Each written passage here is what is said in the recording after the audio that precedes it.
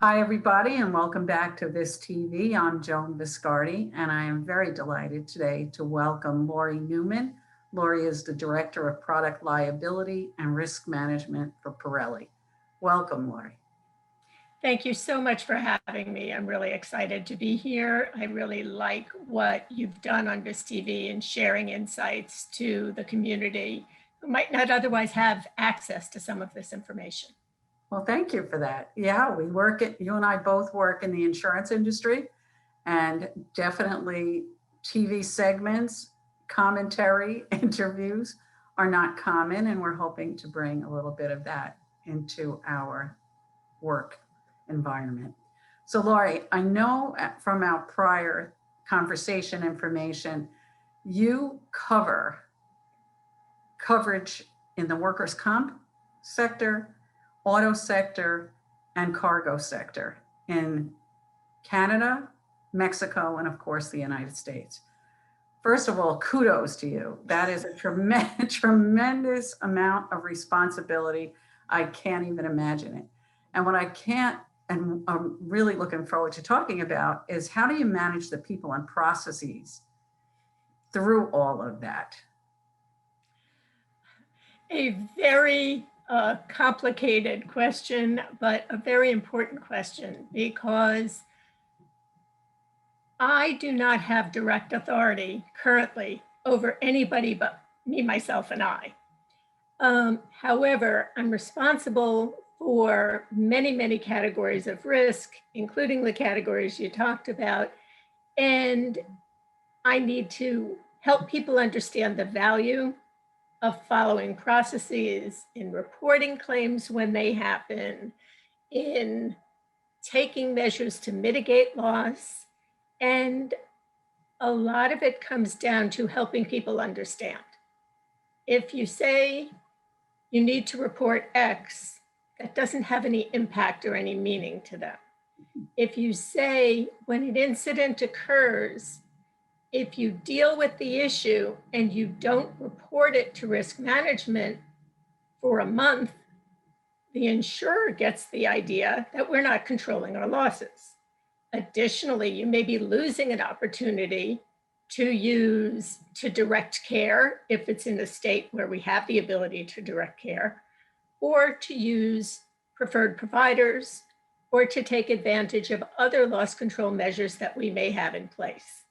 So I find that I am most effective if I help people bring it to the level that it impacts them directly. And so oftentimes that means saying, look, if somebody else dealt with something that you're responsible for, and it doesn't mean they did it wrong, but you have a level of expertise that you can bring to the table that they might not have just because they haven't had the same exposure. So for me, that's the way I try to manage. Every now and then I have to take a little bit more of an aggressive approach and say, the response that I don't like to give, which is because that's the way it has to be. I don't think any of us like direction of that nature. So I try to make it something that they understand on a practical level so that it makes sense to them to follow the protocols that have been put in place.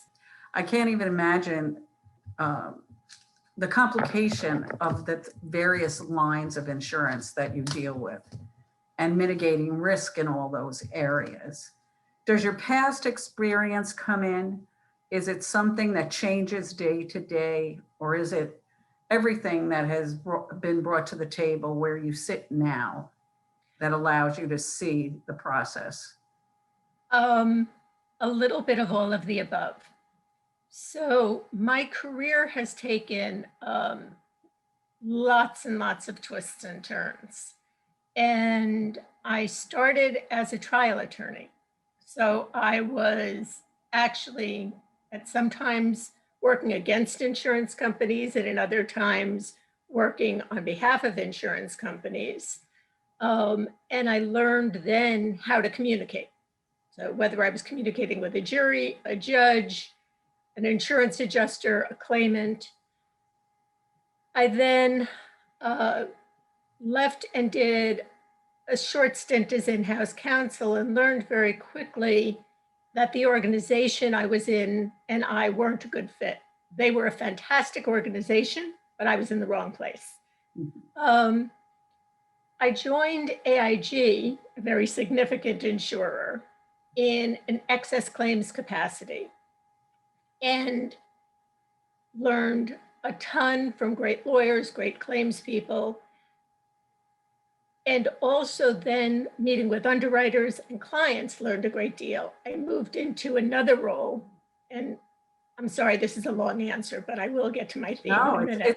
it's a wonderful answer because it shows how much you have put into where you are today.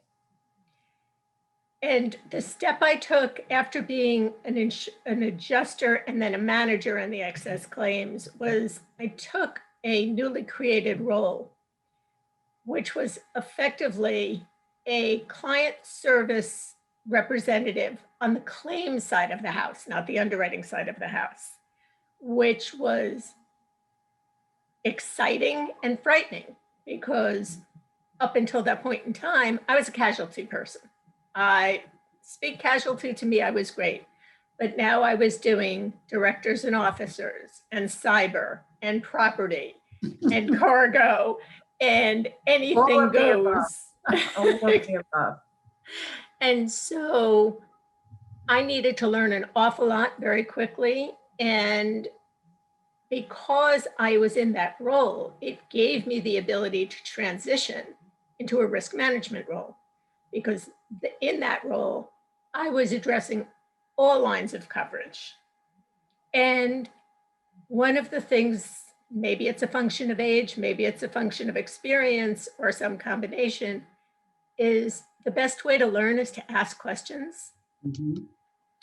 I do not find that I'm anywhere near as successful if I try to solve all of the pieces without asking for help along the way from people like you who have a particular expertise. You know, when I was first handling cargo claims and somebody talked to me about general average, my eyes crossed. I had no idea what that was. And, you know, what do Incoterms mean? And I think that's why I love the industry, is because there's nothing you can't do. In the role I'm in now, I joined the company knowing that tires were black, round, and needed air. I know an awful lot more now than I did then. I'm But sure. by asking a lot of questions, by listening carefully, which is probably, I think, the most important tool, and not being afraid or ashamed to say, I'm sorry, I didn't follow that. Can you please explain it to me? And literally, I'll sometimes say, can you please act like I'm a kindergartner and explain this to me? Because if it helps me achieve my goal, which is doing what's in the best interest of the company, I need to understand it. Similarly, one of the things that I do, which isn't directly insurance related, is help with reputational risk. So we're a multinational company. The way you can say something in some parts of the world and the way you say things in the United States, which is a very litigious country, very different animal. So Pirelli has a vastly diversified presence in the world. I can't even imagine. I work in the industry where you mentioned earlier jurisdictions, state jurisdictions. So I can't imagine being in hundreds of countries and dealing with that. And how do you learn that? How do you learn it in real time? How do you learn it moving forward? Well, my responsibility is limited to the US, Canada, and Mexico. So there are other people who handle other parts of the globe. But to answer your question, when I needed to learn about multinational programs when I was at AIG, I listened to the seminars that they put on for the customers and said, you know, how do you know if you need to buy coverage in country X versus country Y? And again, it's a constant learning process. And every day I'm learning something new, and I invite people to educate me on a regular basis. And if I have a quick, fast problem to solve, I'll address the problem and I'll say, can we please set up a meeting so that I can learn more in depth so that the next time it's not a fire drill, but it's actually, a comprehensive discussion. Right, right. We work in a companies where education is important, but I think the key comment you made is listening, asking questions, and really wanting to know the answer, because that's how you will mitigate the situations that come before you. I know at Viscardi, it's not always on the finished product, it's the process to get there.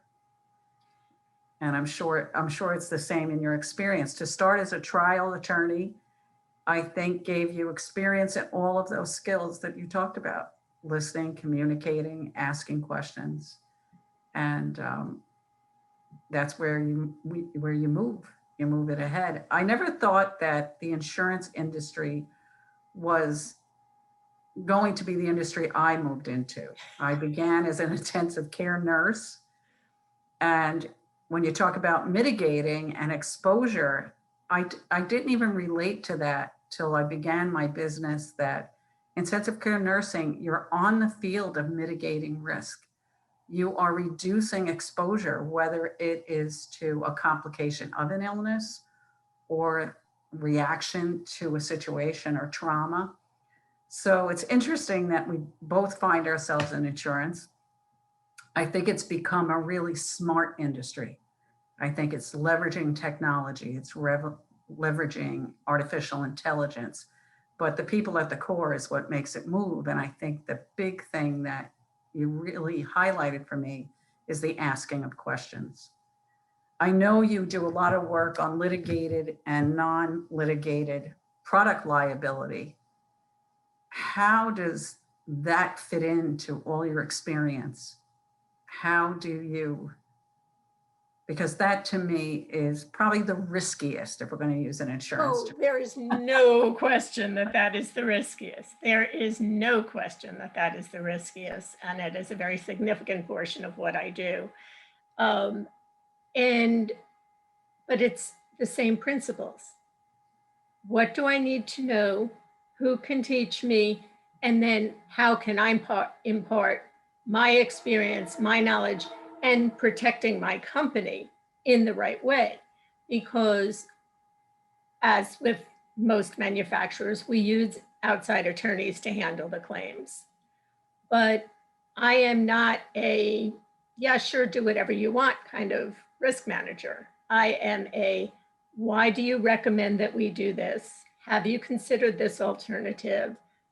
What are the upside risks and what are the downside risks? And much like in workers' compensation, where every jurisdiction matters and the laws vary by jurisdiction, in product liability litigation, the laws are very different state by state. What court are you in? What's allowed? What's not allowed? And so taking the time at the beginning of every case to understand the risks, and if a case could involve multiple jurisdictions, where's the right place to be? What are the things that we need to be aware of to properly prepare the case? And much like you in the workers' compensation space, look at early return to work programs and, is there a job that can be performed by that individual that does not require using, Right. the limb that's been damaged. Right. It's the same thought process, is what are the constraints and what are the restrictions that we're faced with? And what can we do to move forward despite those issues? Do you think often when you are the, let's say, captain of your own ship, that responsibility weighs more on you?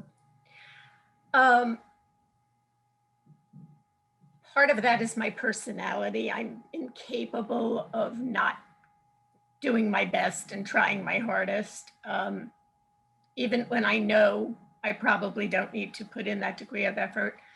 I think it depends. There was a period of time where I did have an assistant in the department, and there were certainly tremendous benefits to that in terms of being able to twofold. One, give them responsibilities that I didn't think needed my undivided attention, but also I think it's really important to train the next generation and to help people understand. So I know in large corporate structures, they always say, if you want to get promoted, train your replacement.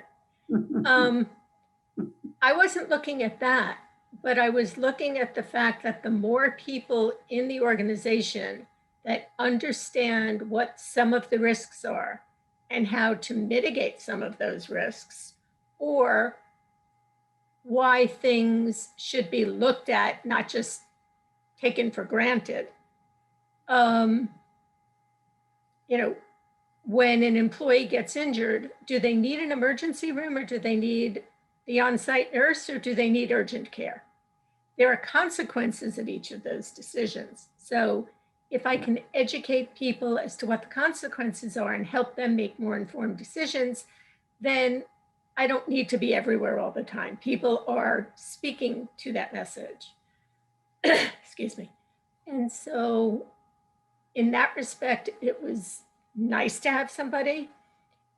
Yeah, being a department of one, it's very challenging because I'm speaking to lots of different people who have lots of different priorities, and all of them want everything yesterday. And I've got to make those decisions or have them, help them understand why what they wanted from me yesterday can't happen because of a regulatory issue that needs to be dealt with today, and their issue can actually wait until tomorrow. It's taking that breath instead of hitting that reactionary button of alarm. And I think your years of experience has probably benefited everyone that has worked around you. As I said earlier, kudos to the work you do, because you are very much involved in many lines of insurance, mitigating risk wherever possible, not just with the human aspect, but the technological aspect, the end product. And that is a lot, truly a lot of responsibility. And I commend you for the work that you're doing. Thank you. Thank you. Very much, very much. Anything else you'd like to talk about, Laurie? Just something that I touched on before. And I really do think that it's incumbent on each of us to make our own future and look for opportunities and not to necessarily take the safe path. And you are an intensive care nurse. That is super important work. That is very high stress work. That is, and I'm sure when you helped somebody, it was tremendously rewarding. Mm-hmm.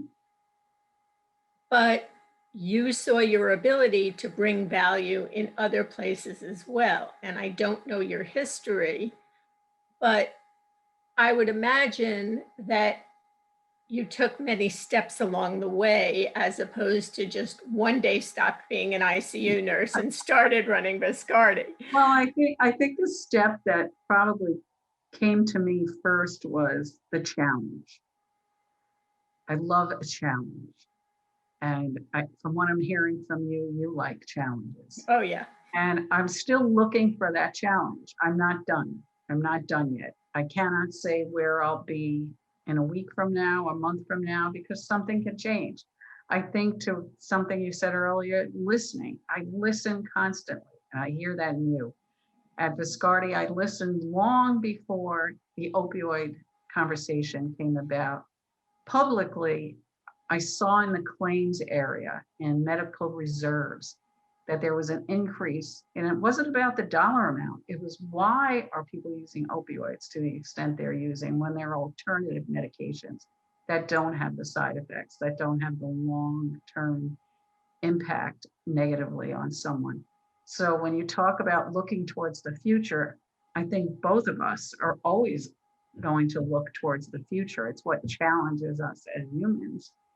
I want to compete with AI. When I read everything about smart manufacturing, smart technology, smart anything, why does it have to be the technology? It has to start with the humanity, yeah, right? It has to start with the human presence. So I'm always looking into that too. I think as a woman, I'll speak for myself, and then I'll ask you to speak for yourself. I think it's really important for us to look to the future, to look to be great mentors to people who come with us, behind us, along the path. I think that's really, really important. And I think your history and what you have done and mine allows us to be in that position. And I think that, that is a great reward. I absolutely agree with you. And I think that part of chasing the challenge is saying yes, even when you're not 100% sure. So when I took the role that was a newly created role and I would be dealing across all lines of business, I wasn't 100% confident that I was going to be able to learn all that so quickly. But I also knew that if I didn't take the challenge and didn't try, I would always, always regret that. And I'm thrilled that I did it because it allowed me to continue to move forward. But I definitely agree with you about helping people, giving them a hand up, whether it is when I was managing claims people and they came in and say, what should I do? My response was always, what do you think you should do? Well, I'm not sure. Well, why don't you give me 3 options that you're thinking about? Because it's frightening sometimes to say what you're thinking, but if you, in my case, when I would present it to them as give me some options, that wasn't as frightening for them. No, you're not challenging them. You're aiding them in decision making. Exactly. It's And really important. if they made a decision that I felt was not the choice I would have made or would have recommended, rather than saying no, my question was always, well, what caused you to come to that conclusion? What was your thought process? Because I think, consistent with what we've talked about in terms of listening and learning, maybe they had a totally different thought process that I should have considered, or maybe they were going down a path that was not relevant, that they needed to be educated so they could make the right decision the next time. So I definitely firmly believe in mentoring and sponsoring when it's possible. That's always a little bit more challenging. But I learned a lot in my career by people saying no to me. But We're kindred spirits, Laurie. I think I went into owning my first company because someone said to me, you're not going to be able to do it. You're too young, you don't have the experience, and you're in the wrong industry. And that challenge created a lot of who I am today. Yep. And that's it. I mean, you stay true to yourself, which is why you are successful. And that's the other thing that I do think a lot of younger professionals, they try to be all things to all people. To me, that's a recipe for disaster. Be true to yourself, be honest. Your word is your bond. If you say you're going to do something and you can't do it because maybe when you made that commitment, you didn't have all the facts, be honest. Say, I made a mistake, or I need help. I need help, or I can't meet the timeline I told you I could meet. I'm sorry. Again, going back to that human to human contact, but your word is your bond. And if people don't trust you, No, integrity yep, has to be at the core. exactly. Always. Well, it really has been a pleasure talking to you. Same Really here. very Thank you much. so much for having me. Where are you physically located, Laura? I'm physically located in Westchester County, north of New York City. So, because I know you've got people all over the globe, so I Yeah. wanted to be a little more specific. Well, one of these days when COVID calms down and we can get back into the meet in a central place, I'd love to meet you and Celia. It'd be great to sit down with you physically. Oh, that would be so much fun. That sounds great. I'm actually hopefully going to see her next week. I'm not sure. Well, please, when you see her, thank her. I will. You really, you should be so proud. Thank you. And I really appreciate the opportunity because I do believe that it's important that people see there are other paths. You don't have to take a linear path in your career or your life. No, I think life is more exciting and it takes on a different value when we look at the path and make it our own, not someone agree else, with you. not a preconceived notion of what Yep. someone can or can't do. Absolutely. It's been a real joy to talk to you today. Same here. Thank Have you. the rest of the day, and I look forward to seeing you in the future. Sounds great. Thank you. Keep those challenges going. No doubt about it. Stay healthy and well. Thank you too. Great chatting with you. Bye. Bye-bye.